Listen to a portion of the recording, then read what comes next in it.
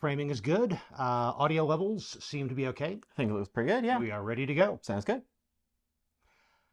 Hi, and welcome to a Drafthouse Diary for Thursday, June 22nd, 2023, when we went to the Alamo Drafthouse at Sloan's Lake to see a new Wes Anderson movie, Asteroid City. We'd been waiting for this for a while. We're big Wes Anderson fans. We'd been waiting for this movie for a while. Oh, yeah. Ian, Item Crafting, my co-host from the IMMP, is also here. We've been waiting for this because we are huge Wes Anderson fans, and it's not every day you get a new Wes Anderson movie. And the trailers for this one looked amazing. The trailers for this one were wild because it felt like a Wes Anderson movie that jumped console generations. It's like seeing a PlayStation 5 game after you've been playing PlayStation 4 or 3 for a while, and you're like, more like the jump from PS1 to PS2 in some ways, but still is. The trailers for this were so promising, and they did not disappoint. No. And yet there's so much that they didn't give away, which is perfect. By the way, there will be at least some spoilers for the movie in this review. If you have any interest in Wes Anderson, if you have any interest in movies, go and see it, then come back and watch this. It's hard to talk about this at all without winding up talking about spoilers, because a lot of the meat of it is in the framing and the structure, so we can't talk about that without diving in. So what we know from the trailer is that it is a story of a strange ensemble of characters, par for the course so far, who are thrown together in the southwestern desert town of Asteroid City. And various things happen in Asteroid City, including the Junior Stargazers Science Fair and an alien encounter. All great, all in the trailer, all in the movie. Wes Anderson does signs. Yes. And it can give away that much without giving away some of the most substantive parts of the movie. Oh. If that's what you know, thanks to the trailer, sitting down, you will be bewildered from the first moment someone appears on screen. And that will not leave you, even into the parts you think you know. This entire movie it's metatextual. It is about storytelling. It is about story writing. It is about filmmaking and stage production. And it's layers nested within layers. There's a concept called the magic circle in media, where in order to acknowledge a piece of media, you have to step in and acknowledge its world. And this is a movie that has multiple layered magic circles, where you have to step and agree to another little bubble of reality for a story to take place in multiple times. The story of Asteroid City, the story you have the hints of in the trailer, is in 1955. But the whole thing is framed as part of a Playhouse 90 type 1950s anthology TV series hosted by a character played by Bryan Cranston. And yet, within that Playhouse 90 type of TV show, what they're presenting on TV is about the writing and production of the stage play Asteroid City. Yeah. And what we are seeing as the bulk of the movie, the actual story play out, is a version of that stage play purely for our benefit turned into cinema, but presented in a very stagey way. Even more than a lot of Wes Anderson stuff is, but in a way that also plays with, are we watching some version of something that's on stage? Are we watching some hallucination that's brought on by watching something on stage? It's layer upon layer, and yet it never gets disorienting. It just pulled me in and got me more and more involved. And we jump back and forth among these layers at just the right time. Absolutely. It's wild that it's a movie where you actually have to question mark whether or not the actor you're seeing is playing the character they're playing, or are they playing a character who was an actor who played a character in a thing. And it's like all the credits could get question marks. Every single one of them. And we can't really run down all the performances because, as usual, it is a big ensemble. Huge. I don't think there were any clunkers in terms of performances here. Everything meshed well. Everybody worked well together and worked well with the director. There were even new people to the Wes Anderson clubhouse. And a few that were missing. And the missing people, I could feel a little bit that, certain portrayals and skilled actors who know this kind of content weren't there. But at the same time, all the new faces fit so well. And I could almost feel a bunch of actors excited to get to stretch their legs and join this little club. Yes. That is so works so well together that so many of them, if they're in one, they'll be in all the rest. That's a promising thing. It's less than 24 hours since we saw this movie, and since then, I have been thinking about it nonstop.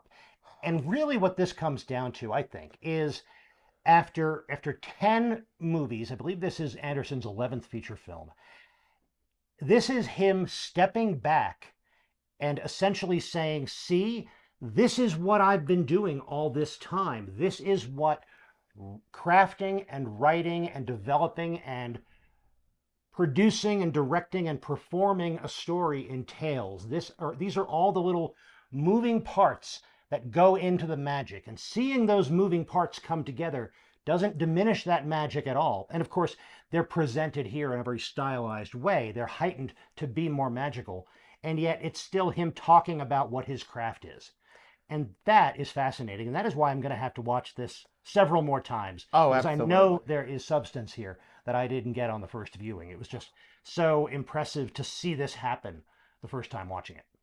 This was just so much fun, so much energy, and so interesting because I'm as excited to rewatch this as I am to go back and see the through lines that this story talks about in all of his previous works.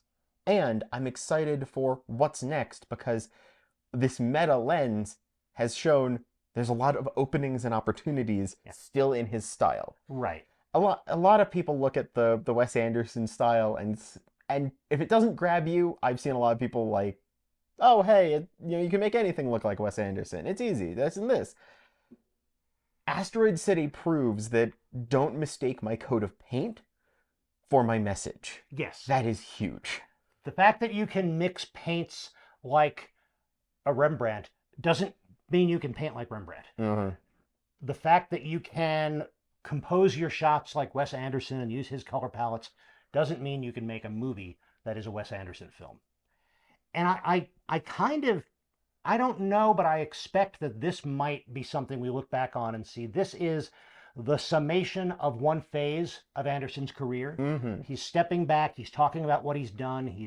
He's revealed some of that craft, and now he's going to step forward and do something else. I'm kind of hoping that. Not that I would mind more Wes Anderson movies of the style of this or Steve Zissou or Grand Budapest Hotel, but if this is his point at which he's moving to something else, I am down for that as well. And this is a Wes Anderson movie that uses more obvious CGI for the unreality. Not of the people, but of like uncanny valley spaces and things like that. And it makes me hopeful that if he's experimenting with those tools, we might see him discuss other things in his later movies. Wes Anderson's take on cyberpunk is something I would find so fascinating. And I feel like it's more possible now than it was. And the way he used CGI was not, let's take something unreal and make it look as real as possible. No, the CGI, the animation was clearly animation. Just like in Fantastic Mr. Fox, he wanted you to be able to see the way the fur was moved around by the stop-motion animators adjusting between shots. He wants that craft to be evident. And that was the case here. Wherever he used a technique like CGI, he didn't try to hide it. This is the part of the movie where I show you some CGI. Mm-hmm. And I'd rather that than it try to be perfect.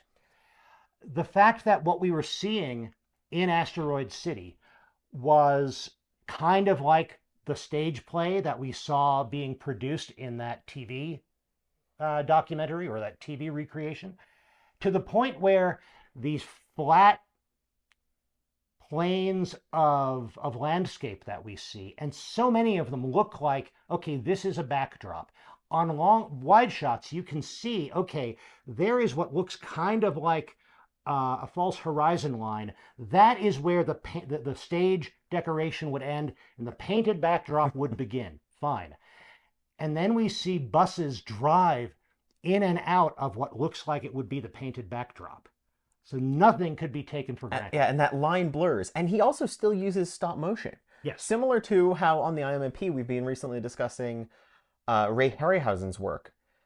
Wes Anderson is using stop motion amongst live action to depict the inhuman and the unreal. And so creatures, items, objects that break the laws of the world in that sense, or break the reality that everyone's living in, have these little hand-animated elements that make them feel off in an on kind of way. Now, clearly, we could go on about this for a long time. I will, I'm sure, be having future Drafthouse Diary entries about that, and I'll ramble about it in other media. Hi, people watching the Asteroid City playlist. But for now, I will say that, well, apart from everything about the movie, it was fun to see this at the Alamo. Because again, the Alamo, to me, it's a movie theater run by movie fans. So it was a good crowd. I'd say the theater was about 2/3 full. All of the upper rows were filled, and there were some seats taken in the lower rows. And this was kind of a later evening screening on opening night. Oh, yeah. So it was a good crowd. It was a crowd who was there to enjoy that communal experience, and that's always fun at the Alamo. Another thing the Alamo was doing as a promotion was they had Asteroid City lunchboxes filled with other kinds of goodies. I'm going to have a separate video unboxing mine so you can see what's inside. So stick around for that. The pre-show was crafted for this feature. I would have been very disappointed if it weren't. Oh, yeah. It had a lot of clips from classic westerns and cowboy music videos and things. They made reference to the book. The title of the book is "Do Not Detonate Without Presidential Approval," which is a line that you see in this movie. Yeah. And it's a book with essays and other materials about the style influences on Asteroid City. So I haven't checked out that book yet, but we got little glimpses of the kinds of things that it must contain with the clips that they selected for this pre-show. And we also got a music video of a song that was recovered for this. And yeah. The fun thing with that is sitting there trying to figure out, is this old footage? Or is this edited new footage? And we had to look it up later to realize what it was. I mean, yeah. A modern skiffle cover of the song Freight Train. In the video, it's produced recently, but it's crafted to look like an old-fashioned performance video. I'll include a link to that video in the description down below. I did get some food while I was there. I had the fish and chips. I've had those before. The first time I got them, they weren't great. I've had them since, and they were pretty good.